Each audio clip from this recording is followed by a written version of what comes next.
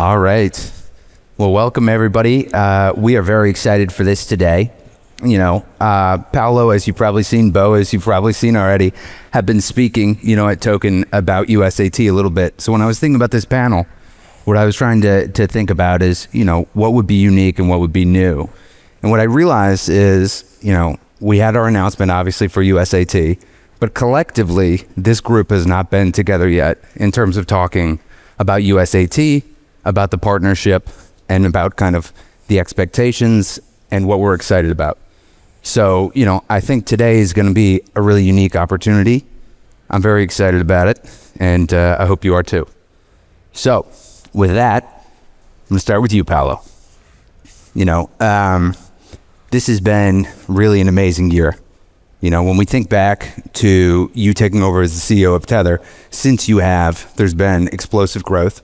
We've seen that already. Obviously, expansion into additional services. We've gotten into mining. We've gotten into AI. Additional tech. And so, with you at the helm, I think this was already an exciting time for Tether. But in the past year, U.S. engagement has started again, right? And most recently, what's amazing is Tether is coming back to the U.S. We left in 2021. And at this point, I think the conditions were right. I think the people were right. And we're coming back. And, I guess the first question that I have when we think about this is, with the launch of USAT and this establishment, what does that interplay potentially look like? I know you talked a little bit about what you were excited about for the future in one of your previous sessions, but I think it would be exciting for this group to kind of hear what that interplay looks like between Tether and what we do, USDT, and what USAT is going to do. So definitely 2025 was a very interesting year. I personally never been to the United States until the 2nd of March 2025, and the 18th of July of 2025, I was shaking the hand of President Trump. So it's kind of like an interesting, very, very expedited journey. It's great to see the administration in the United States changing dramatically and radically compared to the previous administration.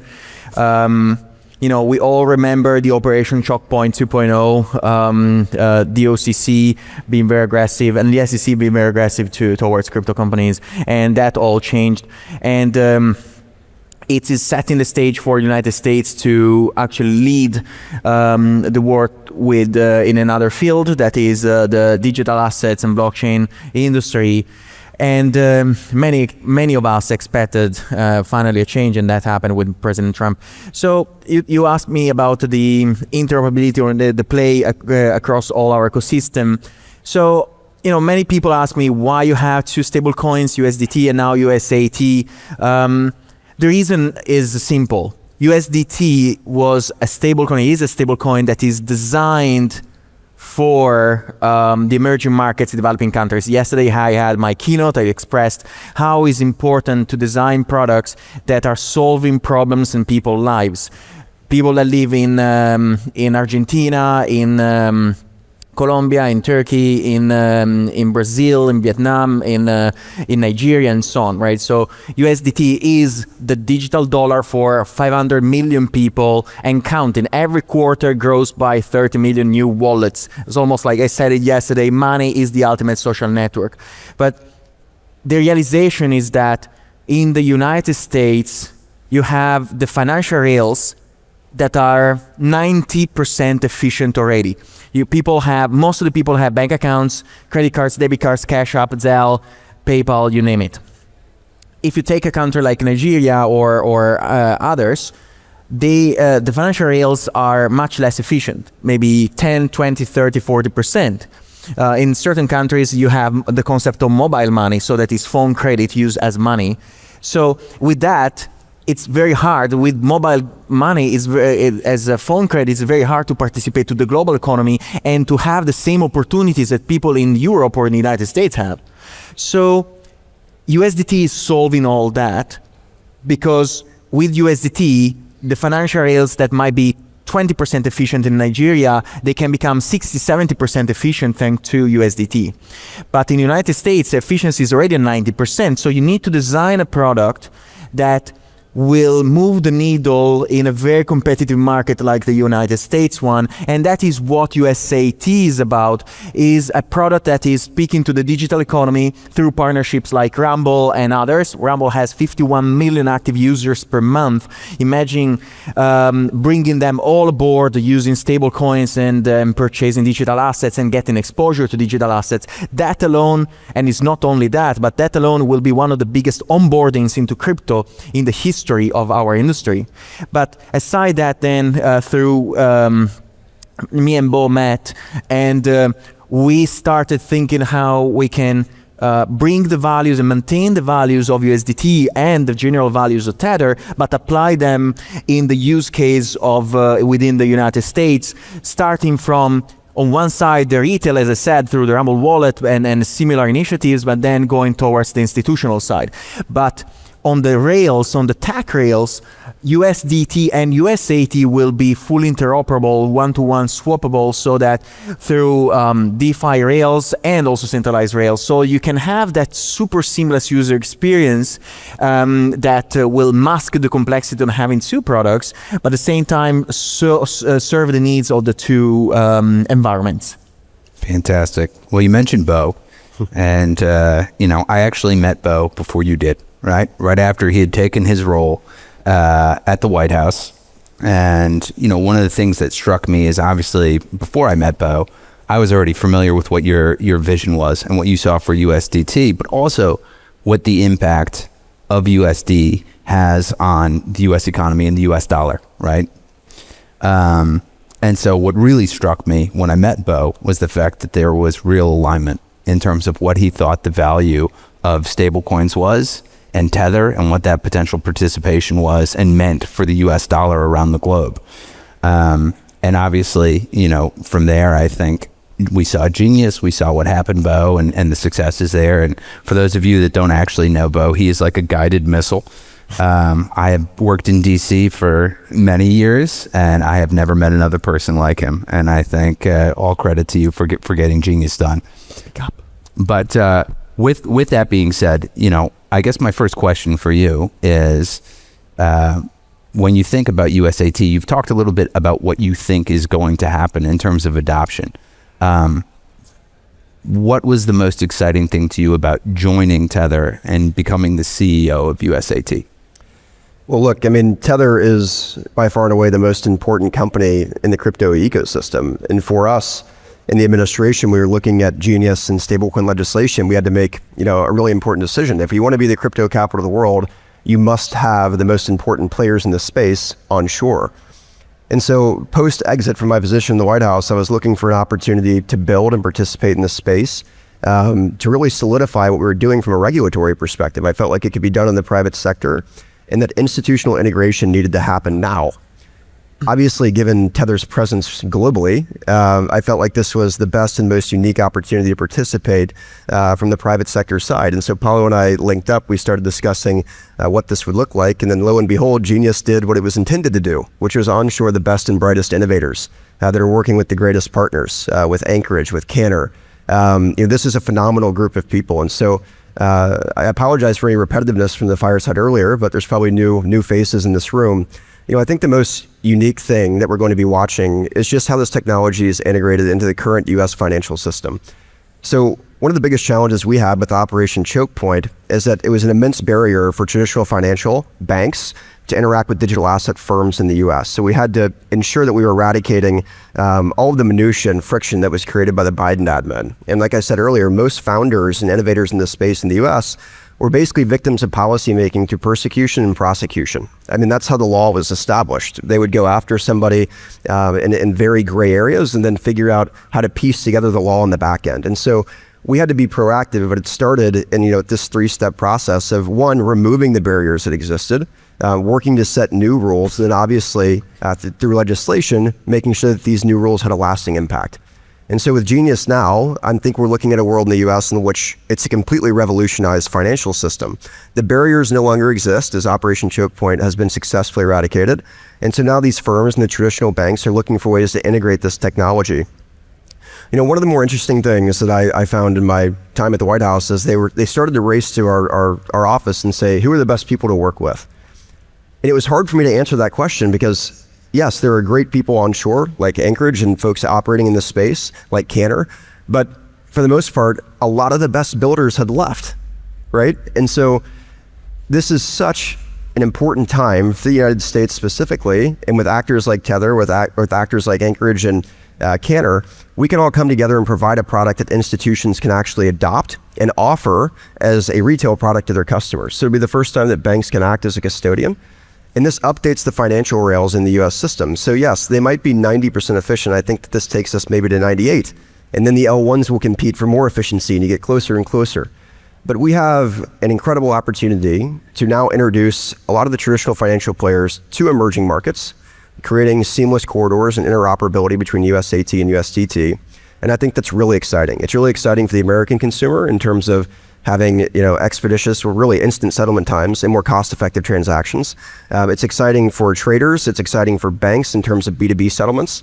And I think that Tether is the most unique agnostic product that banks can use between themselves. And so when I look at this product, I think, yes, obviously we'll have a large retail presence. And I think that as soon as stablecoins become a transfer of value rather than just a volatility hedge, you're going to see the world change in tremendous ways. And so at USAT, our mission is to create that change. And I think we're well on our way of doing that. Fantastic. Well, you mentioned partners, right? You mentioned our partners. Obviously, everybody's up here today. And what I'll say about Paolo also is that he's a perfectionist. So you have to understand that the partners that we then have are going to be perfect, right? And we're very strategic in the partners that we pick. And I think we're very excited about the partners that we have here. And that leads me to you, Brandon. When we talk about Cantor Fitzgerald, Cantor was there for us as a financial institution in the U.S. when, that was not potentially a popular thing to do. Cantor has been there to support us through many different processes that we've gone through, audit, etc. And it is not something that we forget. Cantor has been a real trusted partner to us, the preferred custodian for USAT. When you think about the partnership between Cantor and Tether going forward, what does that look like to you? Yeah, thanks, Jesse. And I think, this group up here has been a long time coming, and I look to my left and I'm incredibly grateful to be on stage with you guys. Just to give a little more context about Cantor, I think most of you may know us because we were located on top of the World Trade Center on September 11, 2001. We were by far the most affected. We lost 658 employees, friends, family that day, including my uncle Gary Lutnick, who was 36. But we built back. We took care of the families along the way. And today, Cantor is thriving. We've doubled our investment bank size in the last 12 months, 18 months. We were number one in U.S. equity IPOs in first half 25, number one SPAC underwriter in first half 25, one of 25 U.S. primary dealers. We are really the last private investment bank, and I think the only investment bank at this entire conference. And what that really shows you is why Cantor is special, is because we're private. So we can be nimble, we can be flexible, we can move, commit to areas we want to commit to. And that, really allowed us to move into the crypto space. The Cantor team, really saw the future during COVID. We went out, we met, hundreds of companies. And when we met Tether, when we met Paolo, we were, blown away by the opportunity. We saw the real world use case of stable coins, of Tether, not just dollar hegemony, but just as Bo said, like the actual trading, the actual value of stable coins, cross-border, the usage of it. I had the privilege of spending, months with Paolo and the team in Lugano. They really taught me everything I know. I'm very, very lucky to call Paolo, you, Jesse, everyone at Tether, a close friend. And Cantor has been with Tether through thick and thin. And I think, we really plan, we know we'll be committed to the industry for a long time, to Tether for a long time, Bo, Anchorage for a long time. And, USAT is just the next evolution. And we're super happy to be part of it. I love that. So Nathan, we're going to come to you.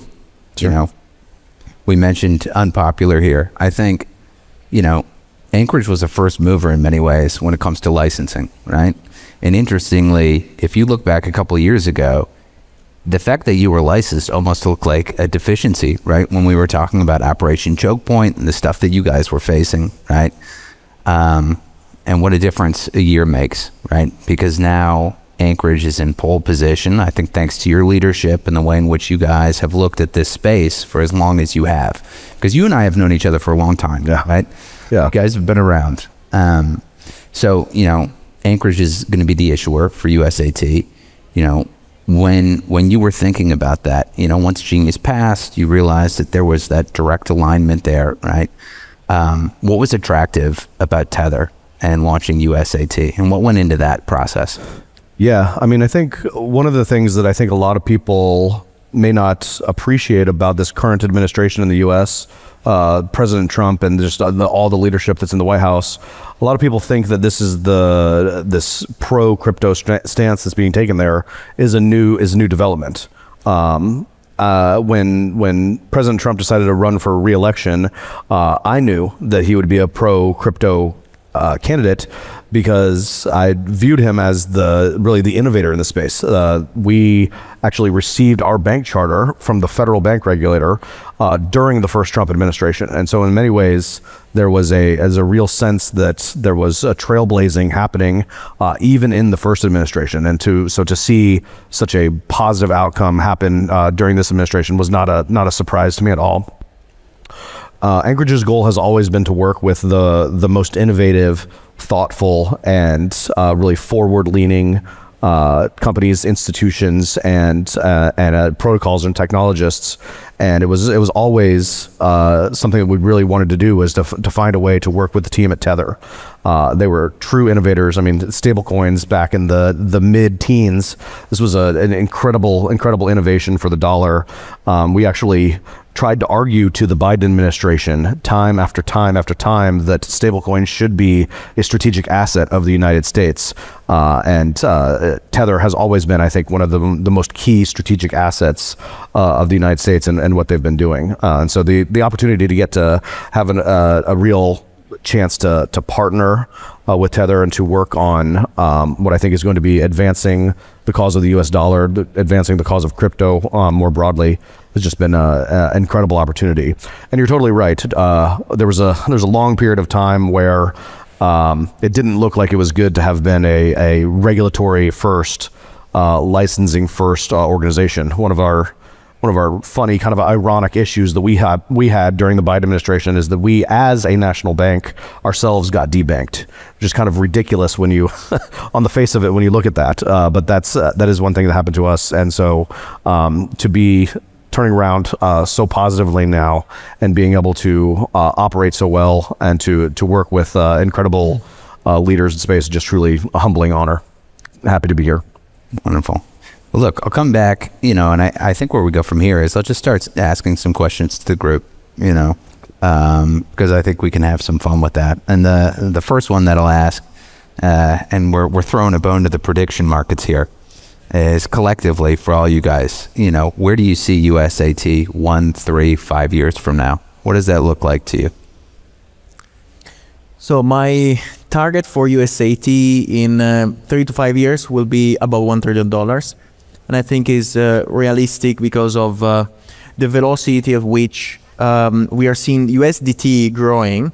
But at the same time, the opportunity that Bo also was describing about.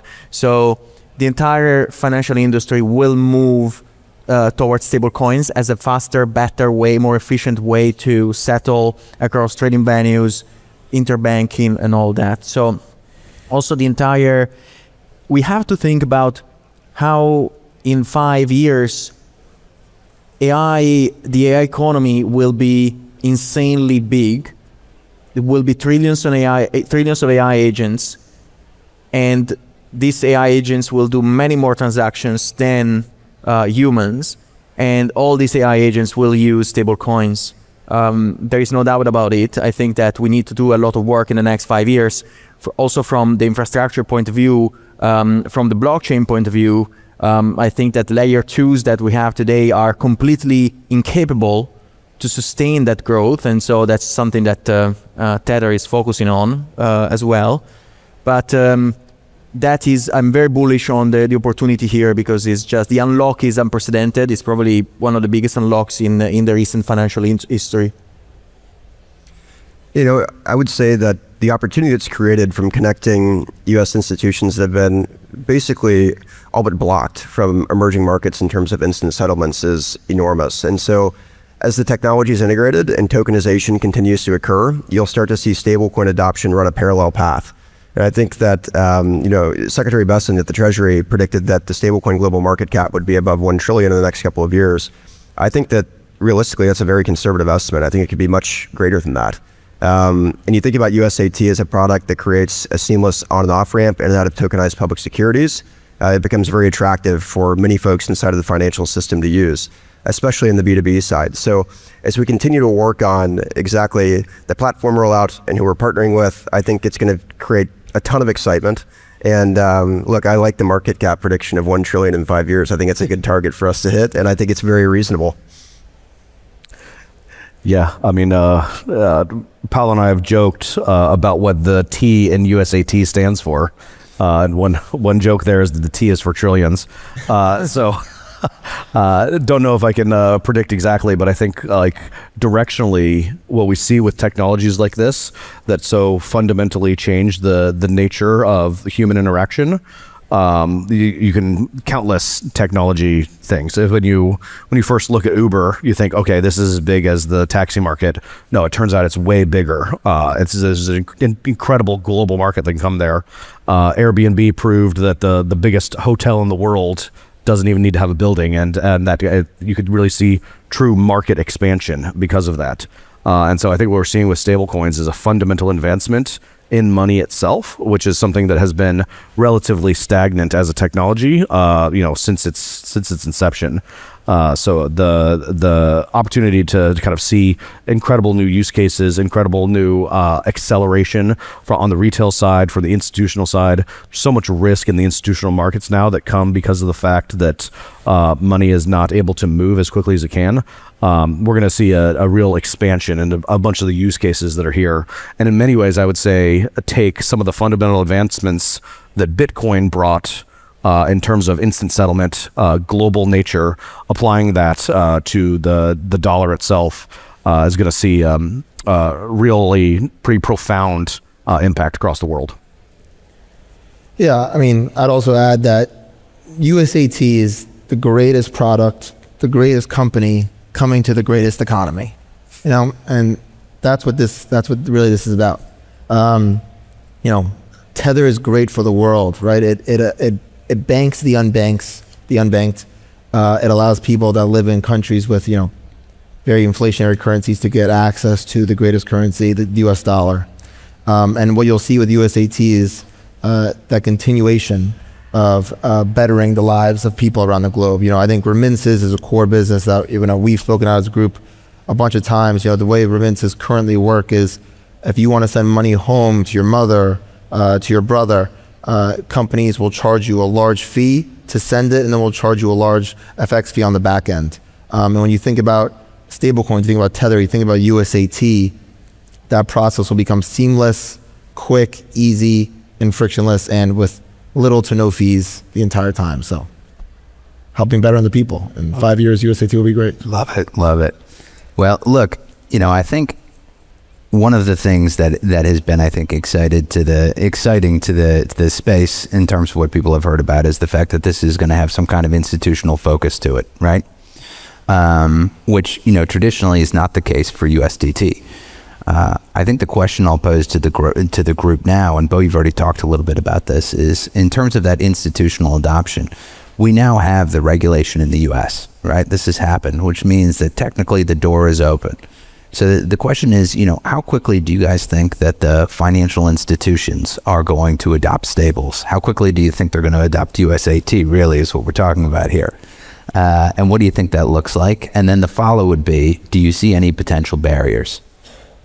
Look, I think it's going to be immediate. Given the partnerships on this stage, I don't see any barriers that would exist, right? Because this is the first fully licensed stable product that exists in the United States, which gives banks tremendous optionality in terms of how they can offer the product to customers and obviously settle between themselves. And so I think that at the end of the day, as the technology is integrated, it's going to change the way in which global trade works. It's going to change the way in which banks interact with one another.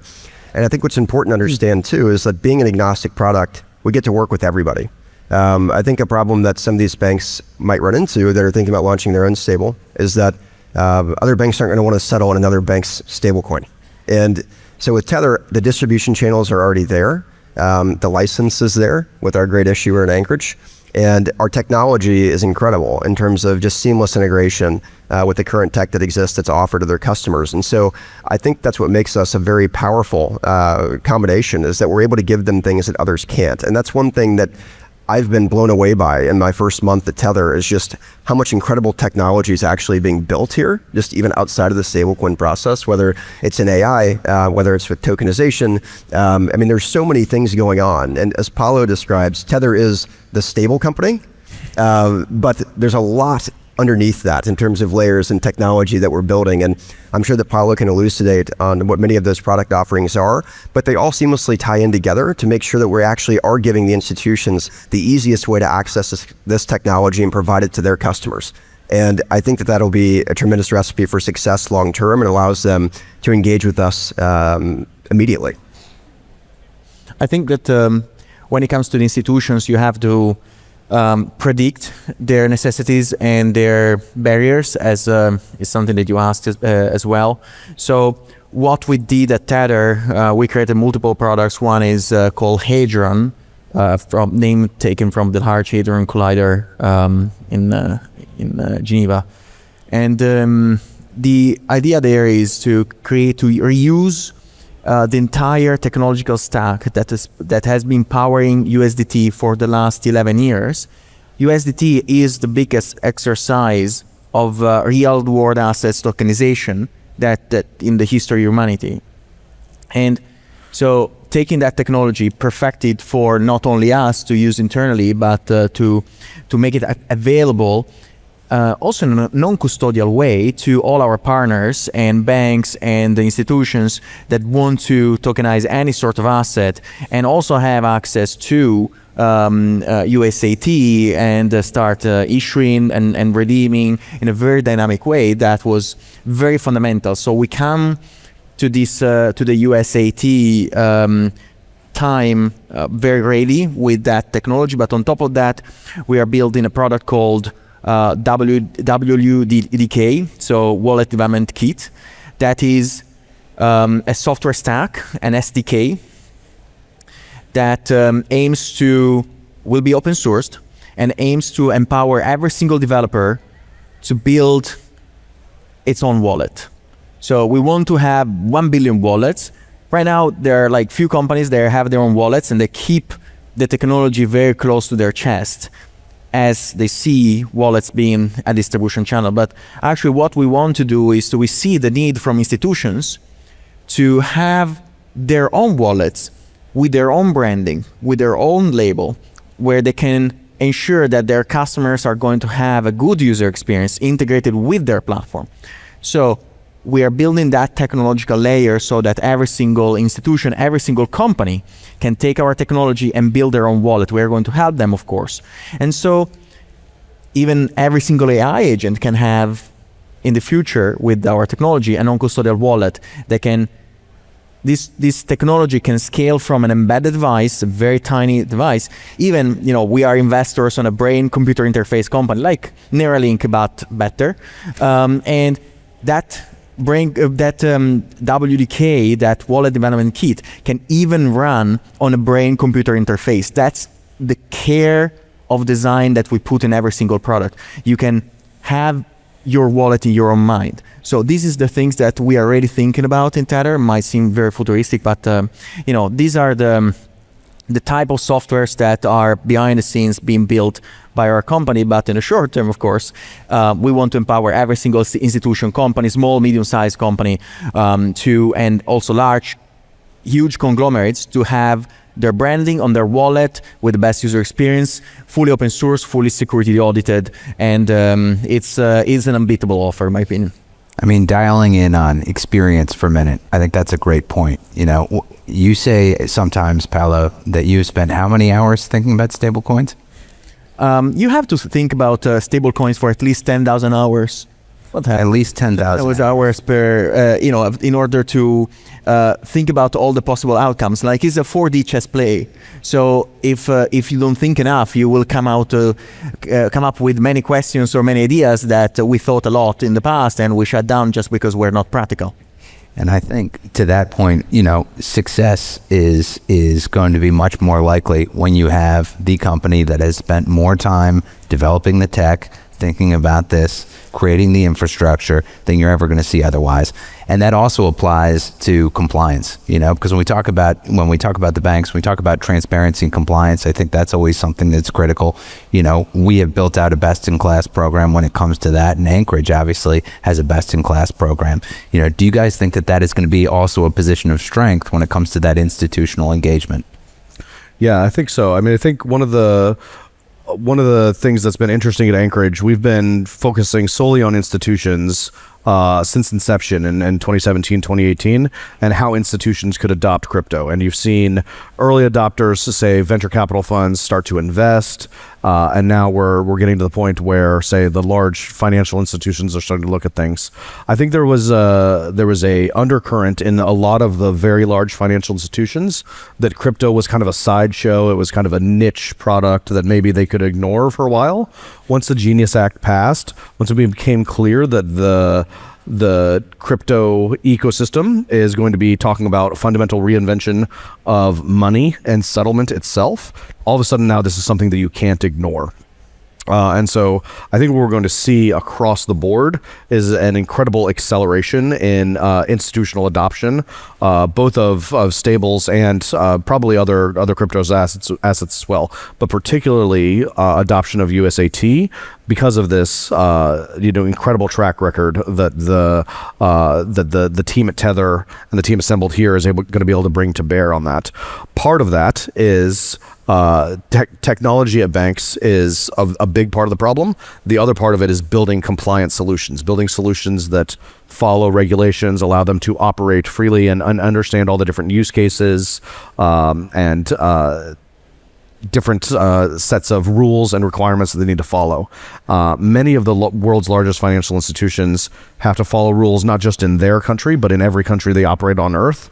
And so the level of complexity that comes in on some of the compliance areas is really pretty overwhelming. But once you kind of knock down all those dominoes, figure out all the different kind of use cases that need to come together there, what you end up with is an incredible ability to move.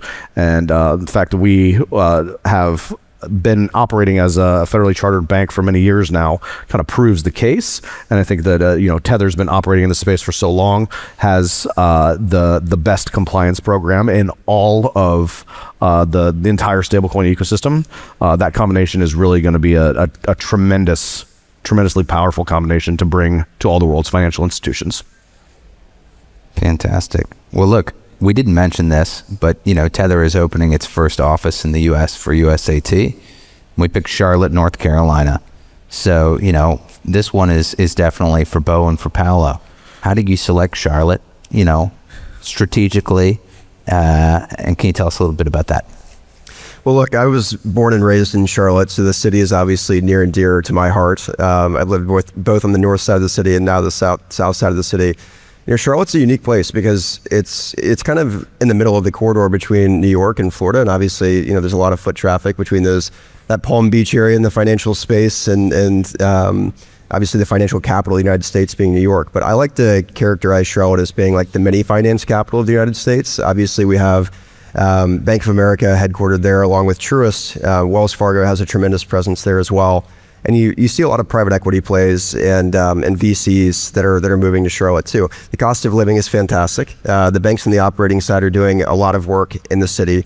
So as we talk about integration of these technologies and helping some of these players in the traditional financial space understand where we're going, we felt like that would be the best place to be. And I think you're going to see others in the digital asset ecosystem start to move to Charlotte as well, just given the fact that we're establishing the first large presence there, obviously being our headquarters. And it's something that I'm extremely excited about. I think it'll be great for the city. It'll be great in a sense of just representing what this collaboration is going to look like as the digital asset world merges ties with traditional financial institutions. So I think it sets a great example. And we were fortunate to be able to host Paolo there not too long ago. So why don't you give his experience, and Brandon for that matter as well? Well, I think that I've been in the United States only for a short period of my life. I only saw a few cities. Definitely New York is a very beautiful city. The Italian food is not that good. The pizza, forget about it. Except the Carbone, right? Yeah, yeah, it's not perfect one, but the very thick pizza is not a thing. Sorry. But I love Charlotte. I think that Charlotte is more suited for Tether because it's like a more, let me use this term, down to earth environment. Is simple, is more open, like open air as well. I feel like we can be there very well connected to the local environment, as well as be in something that resembles an ecosystem, a natural ecosystem where we like to live as a company. We are all distributed around the world. We don't have huge offices in huge towers. We have probably people coming, so we have around 300 people coming from 60, 70 different countries in Tether. And so that type of environment, I think, suits more us as a company. Well, Brandon and I had an epic bowling match in Charlotte that came down to the final frame. So that was exciting. You just wanted to bring up that you beat me? I thought you were going to get me there. Wonderful. All right. Well, look, we've got a little over 5 minutes left. I guess a couple questions come to mind. The first is, and maybe we'll start with you on this one, Bo, but I think it really is for everybody also. When we think about the regulatory environment in the U.S., it looks very promising right now, going forward. Number one, would you agree with that assessment? Number two, we've talked about USAT, but holistically in relation to that U.S. market for stables, what do you guys think that looks like? Well, look, from a regulatory perspective, there's still one piece of the puzzle that's left, and that's market structure legislation in the United States. And having the dual jurisdiction regime process between the CFTC and SEC makes this very challenging for many of the builders and developers that are domestic. And so, they need to get clear answers and the clear rules of the road of how they can engage, especially with the traditional financial institutions that exist, along with their customers. And I think that the hardest question we have to answer is, the security origination line, and where something can start as a security, become a commodity. And, who has jurisdictional authority over that inside of the U.S. regulatory system? The good news is everyone inside of the administration is extremely pro-digital assets. The work that Secretary Lutnick did at Commerce is amazing. They actually just put government information on chain for the first time. So we're starting to show integration of these technologies from a government perspective as well. Secretary Besant obviously extremely supportive. Chairman Paul Atkins at the SEC has done absolutely a phenomenal job of cleaning up a lot of the mess that was created by the Biden administration. We'll see what happens in terms of the next CFTC chair, but at the end of the day, I think that they're very well off in a sense of getting clarity, which is a market structure legislation through. I think that once they do, the U.S. will certainly become the crypto capital of the world, as the president has sought to deliver. And it's a testament really to his leadership in the space, as Nathan mentioned. And I'd be remiss not to also mention the fact that we have a brilliant AI and crypto czar in David Sachs, who laid out a tremendous vision for how to accomplish this, and wanted to start with Genius to update the current financial rails that existed domestically, but then also provide the clarity that a lot of our exchanges needed and folks that were building in the space as well. So they'll sort through that.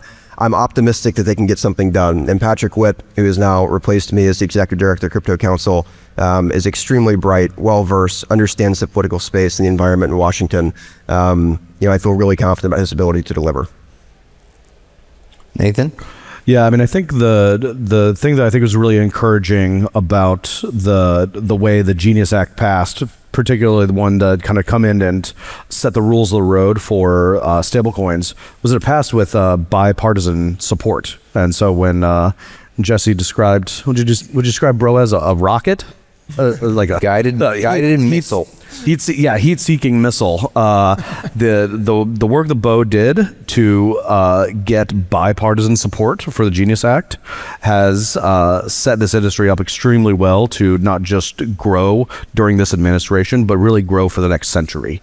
The clear understanding across the board in the U.S. that stablecoins are good for the U.S. dollar, which is good for America. It's basically accepted consensus within Washington, and so I think we've got a really long runway here to be able to build confidently, to make the long-term investments that are needed to kind of re-platform the institutions. So it's I think it's going to be really exciting, and it's really a testament to the great work that Bo did there. I mean, I would add to that too, that there really shouldn't be anything partisan about financial technological innovation, right? And as you're thinking about this as a country, when you're wearing your government hat, you say this is the best thing for the United States and the U.S. consumers, and we're hoping that the rest of the world will follow suit. Like we think about MiCA and the way that they're set up, and others in different jurisdiction regimes that exist now. I think that we're setting a clear standard of how things should operate, and I think that others will match that standard very quickly. Yeah, I would say that one of the biggest achievements of the Genius Act is going to push every other country in the world to take a look at that piece of regulation and adopt it. I think that even the MiCA license will need to adjust itself to a better standard, a more conservative standard that is the Genius Act compared to MiCA. And we are at the stage where there are many central banks in emerging markets that are asking us about our feedback on the Genius Act and what they should use as a template, and they are all leaning towards the Genius Act. So I think we are going to see a lot of news in the next 12 months, from regulatory sandboxes to more complete regulatory regimes, but it's a clear path to me. I mean, that domino effect, again, I think, as we've talked about, the U.S. acts as a catalyst to some of these markets. Mm-hmm. And I think that's also really exciting for USAT in terms of what it potentially does. So, look, we're about to wrap here. I guess from each of you, if you have 30 seconds, closing remarks, what you're most excited about from this partnership and from USAT. I mean, what I'm most excited about is the U.S. really opening their arms, to be the leader in tech. You can't just be the leader in AI, you need to be the leader in crypto. To be the leader in crypto, you need to welcome the greatest company in crypto, which is Tether. And that's what Bo helped with, and that's what this administration did incredibly well. And this has been an incredibly long time coming, and I'm super grateful to be part of it. I'm just very excited and entertained to... Every time I think about, I spend most of my time thinking about how, where we are going as a company strategy. And I think the opportunity that we are very lucky as a company, given, what we build, the tech, but also the profitability. So we have an entire highway of opportunities, not just for us, but all our partners. I mean, we try to build everything in the open. We try to build everything in an open source way so that everyone can piggyback on our infrastructure that we're creating for everyone. We never I think that the success of Tether is actually create infrastructure that is not a walled garden infrastructure, so that everyone can use it, no string attached. So that is something that is going to become much more evident in the next couple of quarters. Look, I'll just say there's no greater public-private relationship or partnership than the U.S. government and Tether.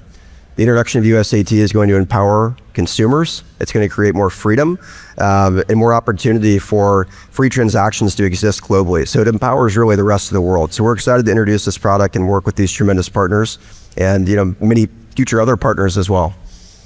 Yeah, just I think the incredible thing about this conference, everyone here that's building in the crypto ecosystem, is that in many ways, Tether and USAT are the killer app for everything that you're building. If you're building a chain, if you're building a DeFi protocol, if you're building fintechs, anything you're integrating, the one of the most core use cases can be utilizing Tether and USAT. And so thank you for all the work that you're doing, and looking forward to working with all of you. Great. Awesome. Thank you, everyone. Thank you very much. Bye, everyone.